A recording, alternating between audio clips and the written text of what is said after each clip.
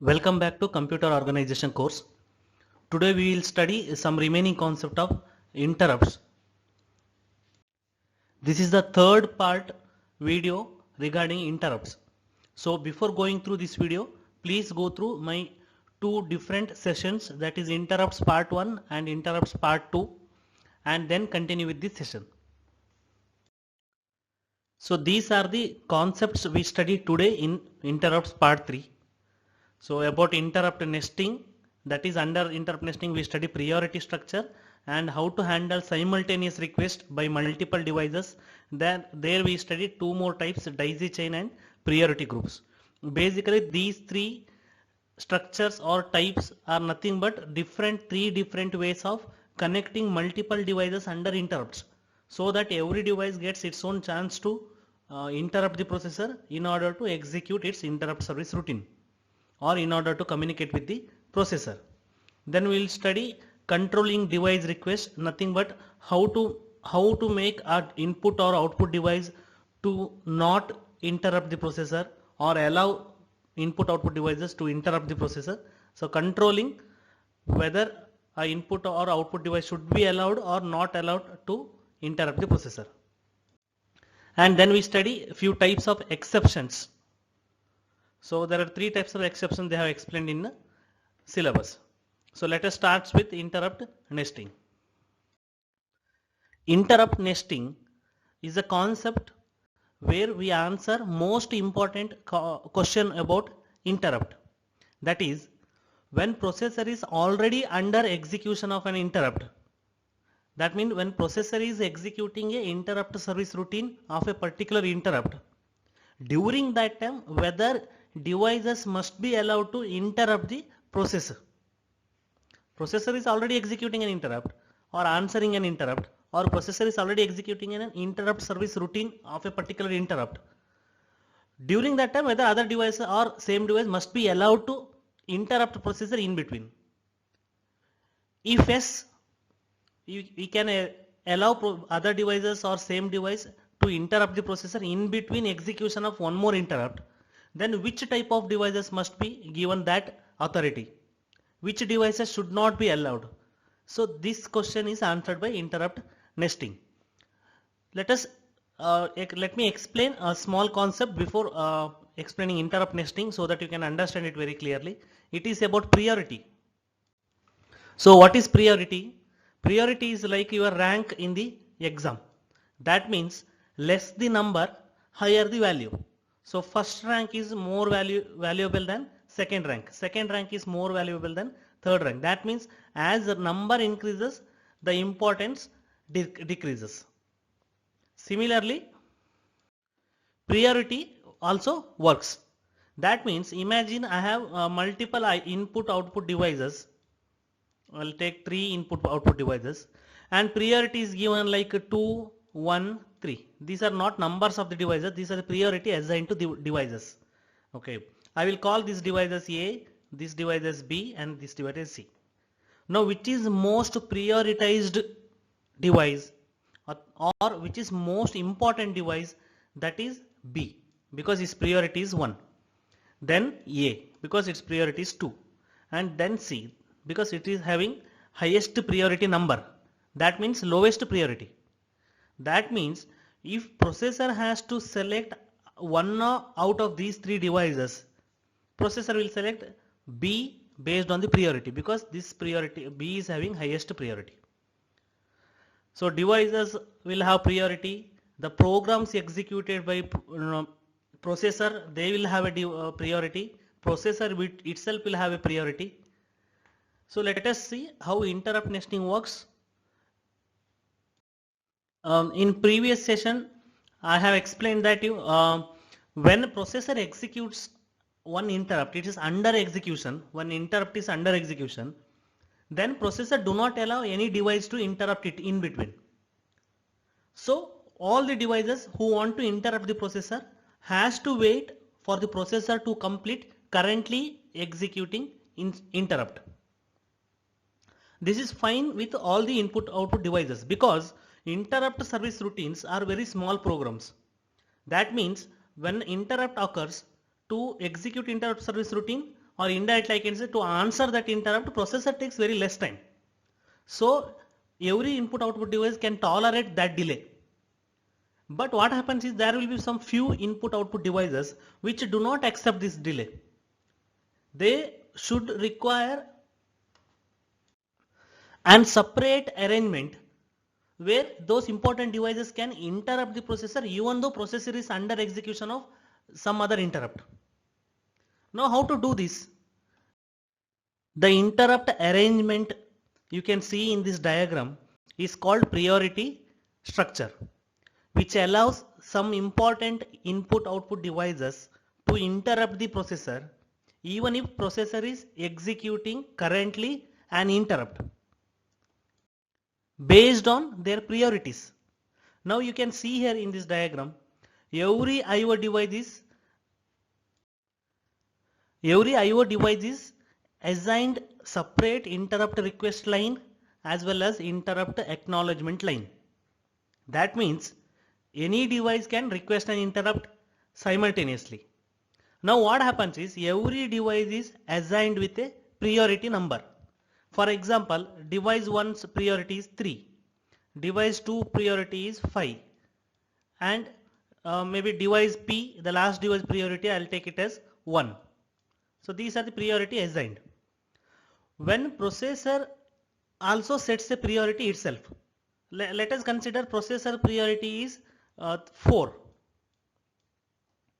Now what happens is, if processor is executing an interrupt and device 2 with interrupt 5 requests an interrupt to the processor, then that interrupt is not accepted because processor's priority level is 4 and the device which requested interrupt, that's its priority level is 5. So processor is having higher priority than the device, so its interrupt is rejected if processor is already executing an interrupt. If processor is not executing an interrupt, then it will be accepted. But if processor is already executing the interrupt and its priority is 4, it do not accept interrupt from any device whose priority is greater than 4. Now, if processor is executing an interrupt with priority level 4 and device 1 requests an interrupt, device 1 priority is 3. So here clearly you can see the device 1 is more prioritized than processor's priority.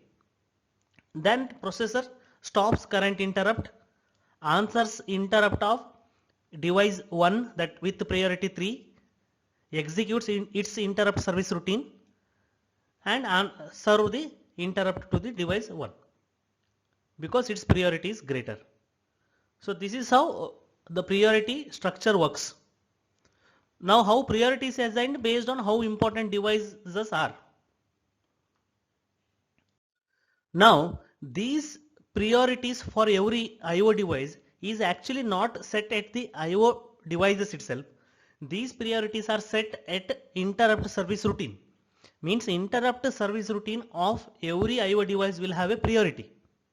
So when processor starts executing an interrupt service routine, whatever the priority of that interrupt service routine is considered as processor's priority. Now any other device in between interrupts the processor, processor looks at that device in priority and decides whether interrupt must be accepted in between or not. That means you can see here in red font I have explained this.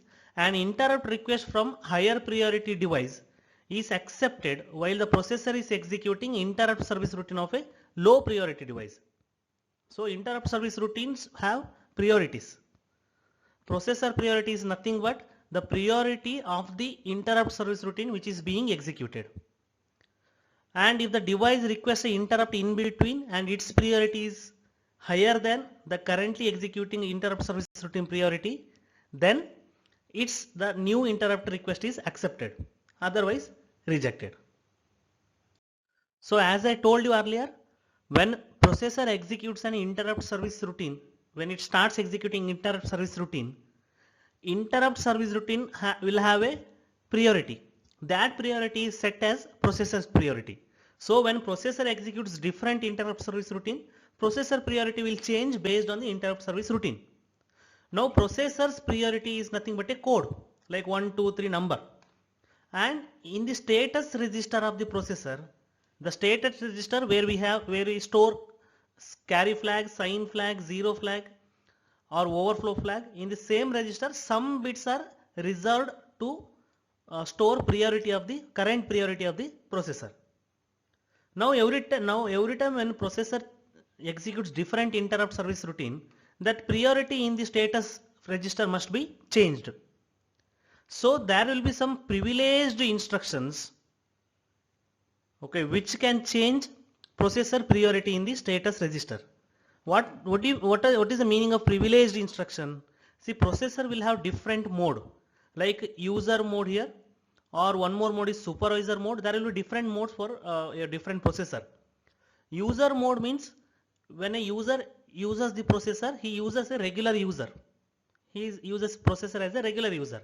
So he can do all the regular operations. He can instruct processor do every regular operation. He can execute his own program, but he cannot execute privileged instruction, because if by mistake user uses a privileged instruction, for example instruction which changes processor priority, the processor priority will get changed. So user mode, in regular or normal user mode, the privileged instructions like changing the priority of the processor is not allowed to execute. To do that, processor must enter supervisor mode, which is more authorized mode where privileged instruction can be executed. So if you, as a programmer, if you simply write an instruction which changes processor priority, it gives an error, or we call it as exception, because you are a normal user, you are in user mode, you are not allowed to execute privileged instruction. You have to enter supervisor mode. So if a user in the user mode, if a programmer writes instruction to change the processor priority, it gives privileged exception. We'll study exception at the end of this session. Simultaneous request. Simultaneous interrupt request means more than one devices at a time request interrupt from the processor. Now whose interrupt must be answered? That is the strategy we have to make here. So we recently studied priority structure. Using that priority structure itself, we can solve simultaneous request issue. See, in the priority structure, every device has a priority. Now using priority structure, when two devices, for example, consider one device with priority 3 and one more device with priority 7. Two devices simultaneously request the processor. That time processor can choose device with priority 3 over device with priority 7. Why? Because priority 3 is higher priority than priority 7. So simultaneously, when more than one devices request processor for interrupt or interrupts the processor, that time processor can select that device who is having highest priority. But in that there is a issue. In priority structure technique, there are separate interrupt request line for every device, and there are separate interrupt acknowledgement line for every device. Signals or lines means hardware. So there are some limitations or some disadvantages of using more and more hardware in the processor. So to avoid that and to solve simultaneous request issue, there are some other techniques that processor implements or scientists have implemented. Let us see those techniques where we can arrange multiple devices using interrupts and allow multiple devices to interrupt the processor. When multiple devices interrupt the processor at the same time, we have solution to solve that also. So there are three different schemes. We will study one by one. First two schemes are polling scheme and daisy chain scheme. One more scheme is in next slide. I will explain in next slide.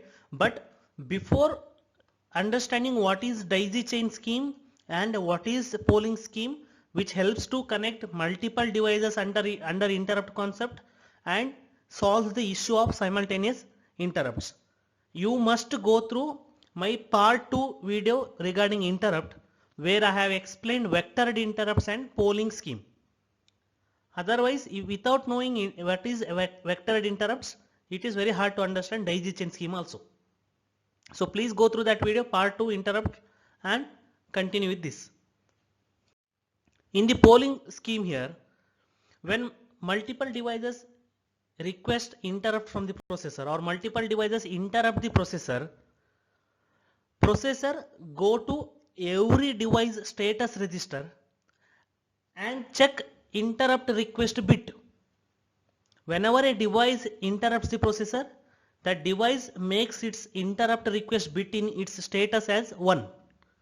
So when there is an interrupt, processor go and check every device status register one by one and find out whether interrupt request bit is 1 or 0.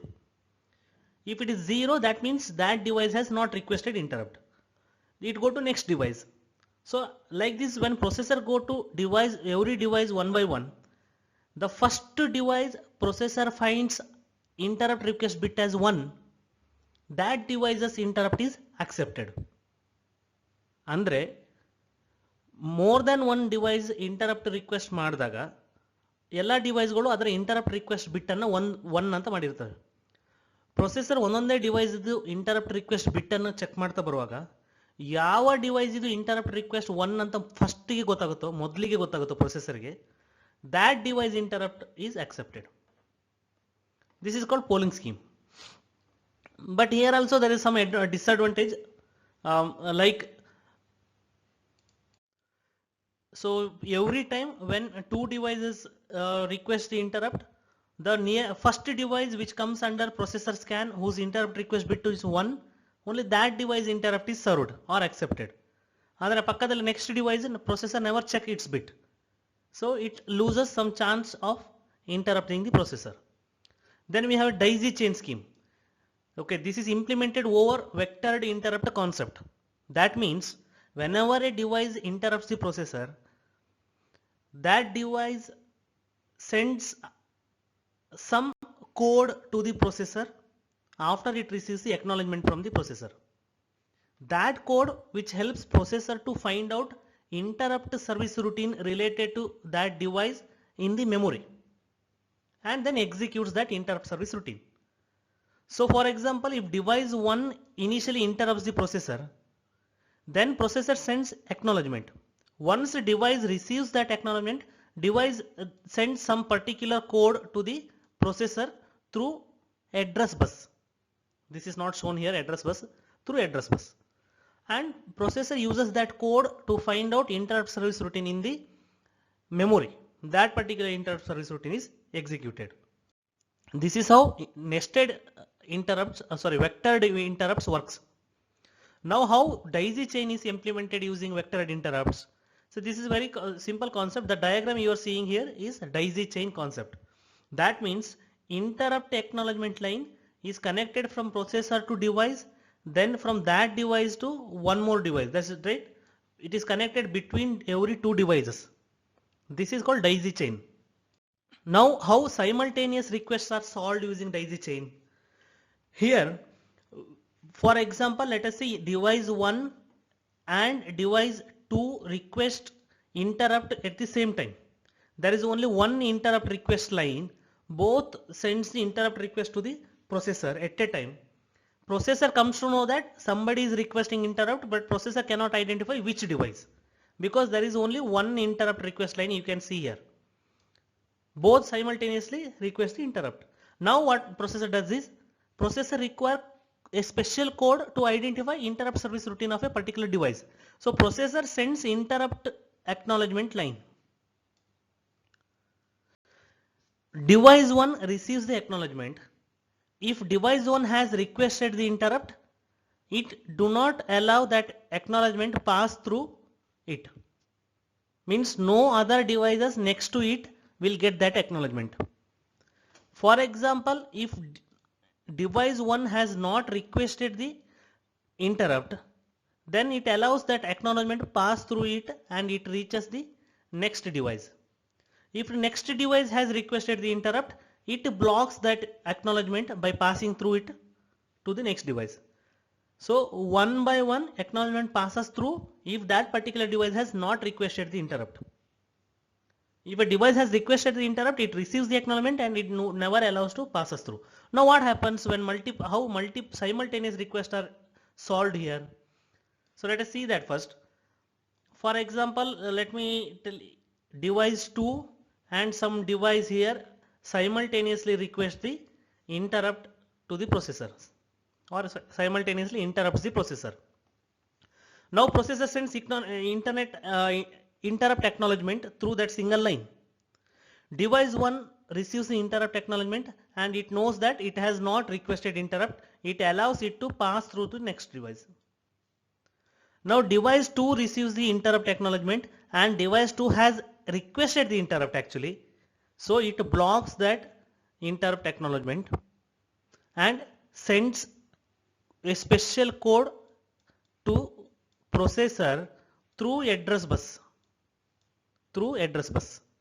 Now processor uses that special code X to find out interrupt service routine of device 2 in the memory and executes that interrupt service routine. Now what about the device N here? Device N never received the acknowledgement here. So when it is never received the acknowledgement, so it never sends any code to the processor to help to find out its interrupt service routine in the memory. It never sends it. Device sends special code only when it receives the acknowledgement. So what is the problem with daisy chain then? See, there is one important problem. The most important issue here is in daisy chain, it solves simultaneous request issue using that daisy chain because interrupt acknowledgement passes through every device one by one. Because of this, simultaneous request can be solved. But what is the issue here is the device which is nearest to the processor gets more chance to interrupt the processor.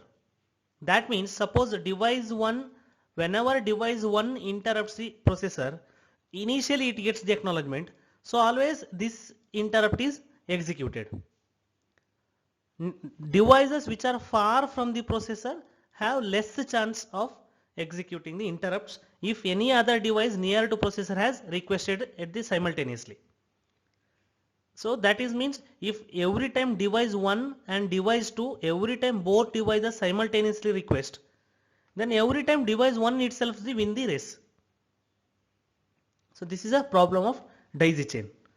Now to solve this daisy chain, there is one more concept which comes under is solving simultaneous requests. Okay, other than polling scheme, other than daisy chain, let us see one more technique. The third method to solve simultaneous request issue is priority groups. We have studied priority structure, then we have studied recently daisy chain. This is a combination of priority structure and daisy chain. So you can look at the diagram, you can understand how daisy chain is also implemented and priority structure is also implemented. Here there will be multiple rows of devices. There is one row, there is one more row. So similarly multiple rows of devices and every row here has a priority. Every row connected to the processor has a priority. Now two devices from different row simultaneously request the interrupt, then the device in the highest priority row will get chance to execute its interrupt, or processor executes interrupt of that device which is in the row having highest priority. Now what happens if two devices from a single row interrupts the processor? Then based on the daisy chain concept, the device which is nearest to the processor, its interrupt is executed. So it is a combination of priority structure as well as daisy chain. Apart from all this mechanism of priority structure, polling, daisy chain or priority groups, processor must have some capability to decide whether a particular device should be allowed to interrupt the processor or not. So how to do this? Which devices must be allowed, which devices should not be allowed to interrupt the processor? So one thing is, once interrupt is received, accepting or rejecting is a different thing. But what if you make directly control the device itself so that we can decide whether device can send the interrupt or not at all? So this can be done using interrupt enable bit. Now which device has to be allowed? So there is a small strategy that if program which is under execution right now, any user written program, and if user has used already some input output devices, such devices can be allowed to interrupt the processor, assuming that since program has already used that devices in its program, that device might be related to the that device might be sending data related to the current program. So based on that assumption, such devices might be allowed to interrupt the processor. Other devices may be controlled not to allow interrupt the processor. But this is done using interrupt enable bit. Where do we find this interrupt enable bit? Remember we are trying to control devices itself. So this interrupt enable bit you can find in the status register of interface circuit in every device. Processor directly makes that interrupt enable bit in every device as 0 if processor do not wish that device interrupt the processor, or processor makes that interrupt bit equal to 1 in a device so that that particular processor device can interrupt the processor. So this is how we can control devices directly to send the interrupt or not to send the interrupts. Now we know what are interrupts. So in general, I can sum up what is interrupt in one line, that when a program is under execution in a processor, because of input output device, processor needs to stop execution of this program to answer input output devices. So that is called interrupts. Now input output devices are not only reasons to stop a program which is currently being executed. There are so many reasons where currently being executing program may be stopped and some other program processor executes. So the different reason to suspend current execution and execute some other program, those different reasons are called exceptions. Now interrupts are one kind of exception.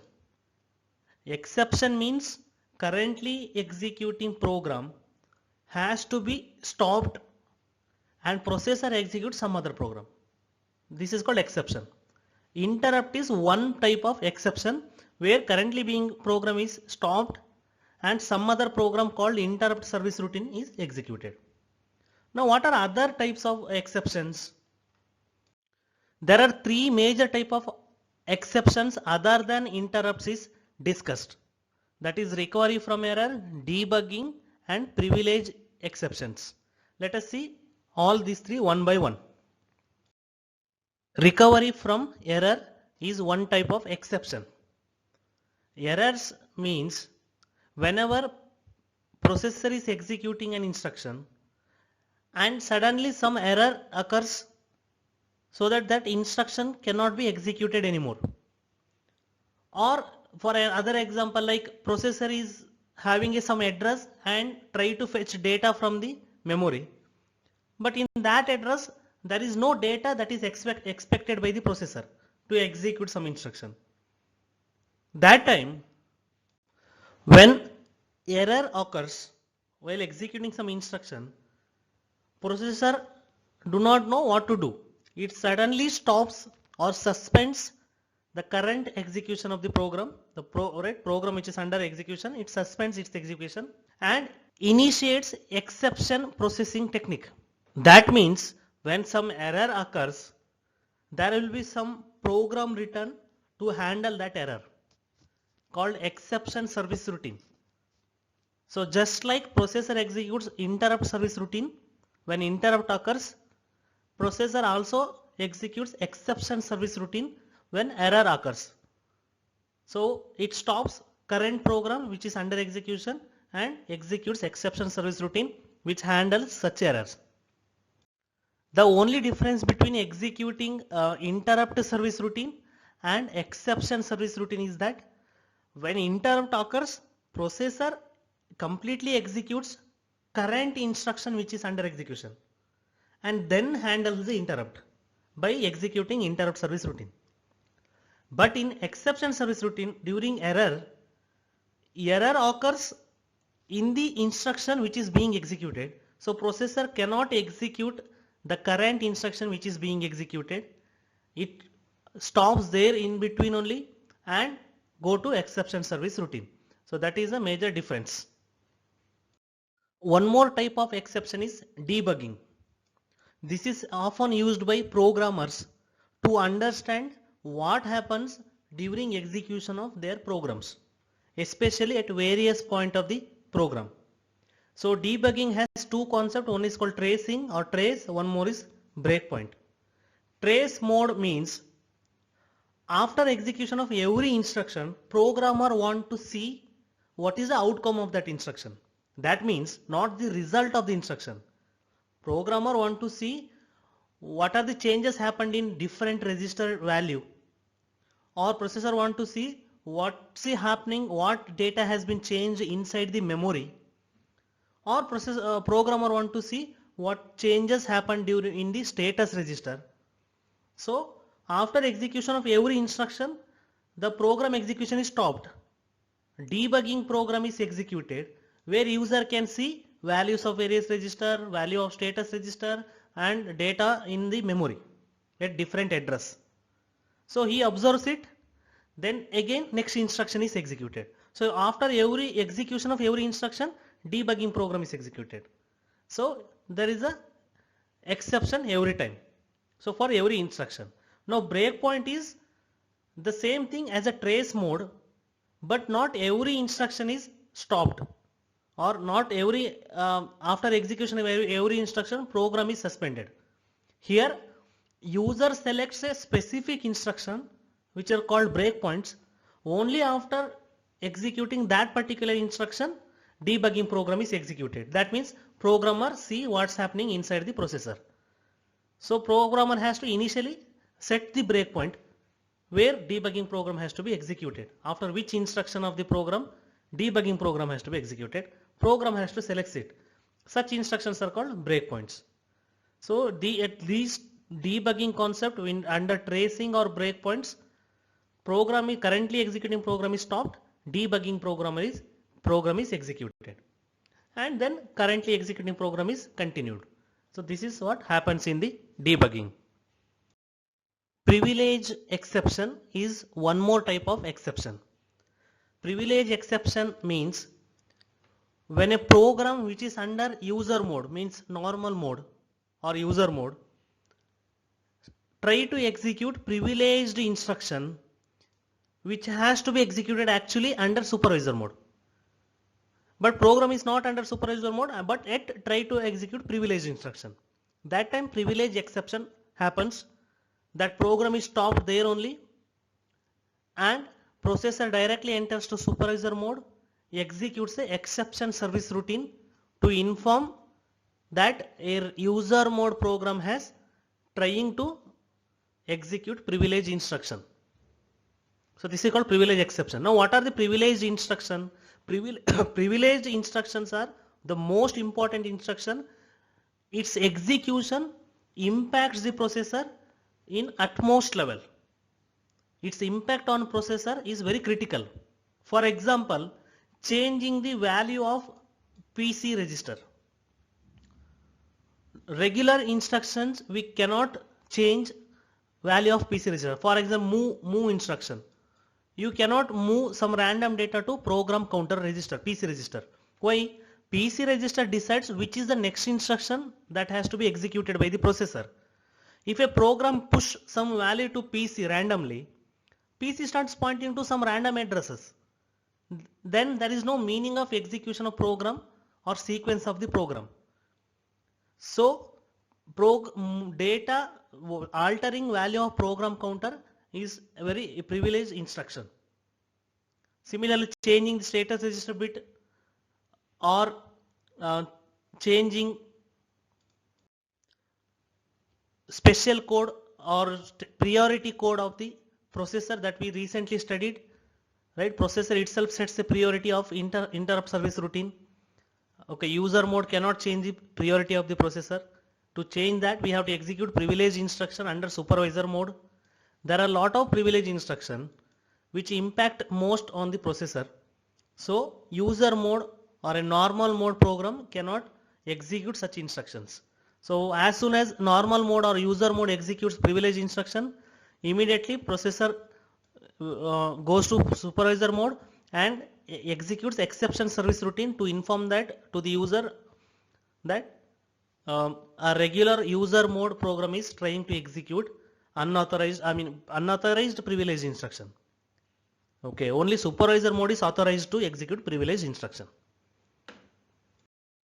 So in this video, we studied some interrupt concepts like 3 different mechanism of connecting IO devices under interrupt concept and how these structures or the different mechanisms solve two different issues. Then we also studied how to control IO devices, whether to send an interrupt or to stop an interrupt. Then we studied about exceptions and 3 categories of exceptions and what happens during those exceptions. So this is all about interrupt.